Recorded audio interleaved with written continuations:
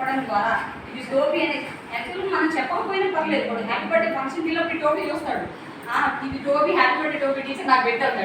Next వచ్చేసి ఇక్కడ balloons ఉన్నాయి. బెలూన్స్ మనం ఆల్రెడీ కలర్స్ చెప్పాం పిల్లలకి.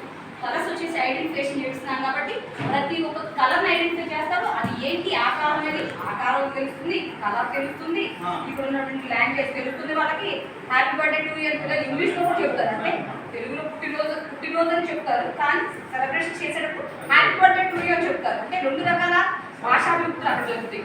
నెక్స్ట్ వచ్చేసి ఇక్కడ ఫ్లవర్స్ ఉన్నాయి, అంటే మన ప్రకృతిలో జరిగేటువంటి వాటన్నిటి ద్వారా చాలా తక్కువ కాస్ట్తో పిల్లలు ఇలా వీటిని తయారు చేయడం ద్వారా హ్యాపీ బర్త్డేకి చాక్లెట్స్ ముందు పిల్లలు ఏమనుకుంటారు, ముందు చాక్లెట్స్ అనుకుంటారు, అందుకే ముందు చాక్లెట్స్. ఓకే పిల్లలు నెక్స్ట్ ఇప్పుడు మనకి వీళ్ళు భాషాభివృద్ధిని డెవలప్ చేయాలంటే ఏ విధంగా అనేది కొంచెం చెప్పారు. ఇప్పుడు దీంట్లోనే మన బాగుంది, పిల్లలకి అంతా బాగా ఇష్టమైంది చాక్లెట్లు కదా. చాక్లెట్ రాకుండా ఇవాళ ఆకర్షణగా బాగా చేశారు. ఓకే, కష్టపడి చేశారు. అట్లానే మనం ఒక్కొక్క వస్తువుని చూపించి తెలిసిన వస్తువుని చూపించాలి. తెలిసిన వస్తువుల నుంచి తెలియని వస్తువులకి చిన్నగా మనం వాళ్ళని లాగాలి. సింపుల్ టు కాంప్లెక్స్, సరళ పదాల నుంచి సంక్లిష్ట పదాల వైపు రాబట్టాలి. అదే మన యొక్క మెయిన్ భాష డెవలప్మెంట్ కావాలంటే మెయిన్ ఉద్దేశం అది. ఇది చాలా కష్టపడి పాపం ఆ గ్రూప్ వాళ్ళు తయారు చేశారు. ధన్యవాదాలు. ఈ చేత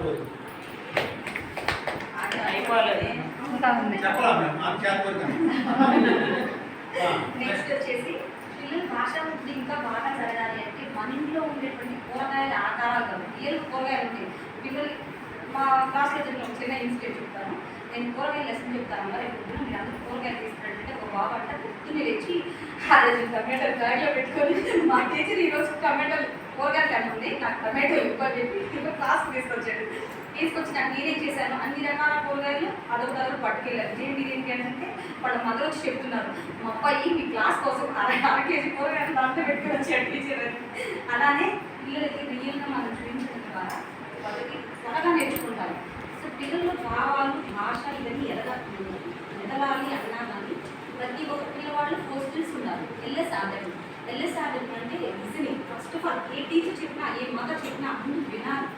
అది వినడం ద్వారానే మనం ఏదో చేయగలం.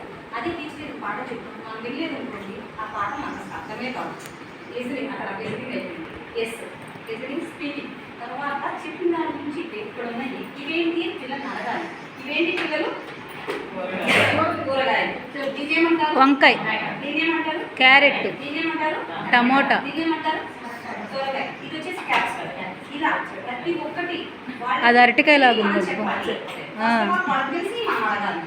ఏదైనా సరే తెలిసిన వస్తువు నుంచి తెలియదు లాంటిది మనం నేర్చుకున్నప్పుడు దానిలో లిసనింగ్ అయిపోయింది, స్పీకింగ్ అయిపోయింది. పిల్లల చేత దీని గురించి మాట్లాడతారు.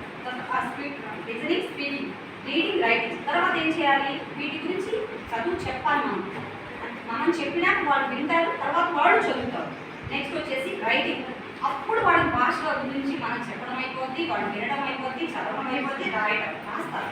అక్కడ వచ్చేసి రాయడం గురించి ఇక్కడ చెప్పాను చూడండి. ఇక్కడ వచ్చేసి ఇవన్నీ ఏంటి అనేది పిల్లలకి ఆటోమేటిక్గా ఎందుకంటే పిల్లలు ఐస్ తినని పిల్లలే ఉంది కాబట్టి ఐస్ ఫ్రూట్స్ పిల్లలు ఉంటే కదండి ఇవి పెట్టేసి పిల్లలకి నెంబర్స్ ఐడెంటిఫై చేశాను. ఎందుకు వాళ్ళకి ఐస్ పిల్లలు ఏంటో తెలుసు, 1, 2 అని వాళ్ళకి తెలియదు. వీటిని మనం చెప్తాం, మనం చెప్పింది వాడు విని వీటికి మ్యాచింగ్ చేస్తాడు. ఎన్ని ఉన్నాయి 1, 2 అలా నెంబర్స్కి వాటికి ఐడెంటిఫికేషన్ చేసుకొని వాటి ద్వారా భాషను అభివృద్ధి చేసుకుంటారు. నెక్స్ట్ అంటే ఇప్పుడు ఇది చూపించడం వలన ఇది చెప్పడం వలన పిల్లలలో ఉన్నటువంటి మనకి ఇక్కడ ఏ అభివృద్ధి డెవలప్ అవుతుంది. ఇంట్లో